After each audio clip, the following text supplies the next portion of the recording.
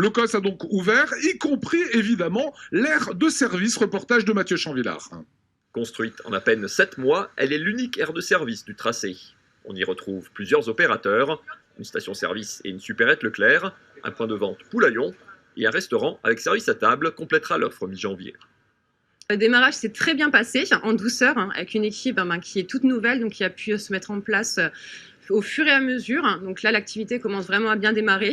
On est ouvert 365 jours dans l'année, 7 jours sur 7. On est amené à travailler les jours fériés, les jours de fête, les dimanches. C'est vraiment un service en continu. Près de 30 emplois ont ainsi été créés sur le site. Et si le carburant et les sanitaires sont toujours les raisons numéro 1 pour s'arrêter en station, la restauration y prend une part grandissante et oblige les prestataires à s'adapter. Aujourd'hui, c'est un plaisir avant tout de manger et puis un arrêt de nécessité. Donc ça change pas mal la donne et il est préférable d'avoir une gamme peut-être un peu plus courte, mais avec des produits de meilleure qualité. Les opérateurs promettent en effet une gamme la plus locale possible, jusqu'à 90% des produits sur la restauration. La particularité de cette station, c'est qu'elle n'est pas accessible que par l'autoroute, mais aussi par les départementales alentours et donc par les villages voisins.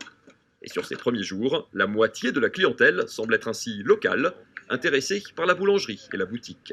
Et comme l'aire est sur le bord de la commune de Duttlenheim, les habitants ont droit à un drôle de clin d'œil. Alors effectivement, il y a un clin d'œil très local qui sont les Duttel.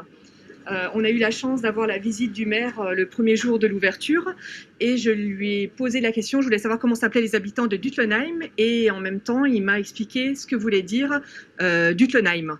Et en fait, Duttel, c'est les saints. Donc je lui ai promis que quelques jours plus tard, on ferait une pâtisserie pour les habitants de Duttlenheim en forme de poitrine. Et on en a fait donc vanille fraise pour les roses et aussi au chocolat et au caramel. Et c'est délicieux. L'aire de la Bruche attend maintenant de trouver sa vitesse de croisière entre transit international et clientèle locale.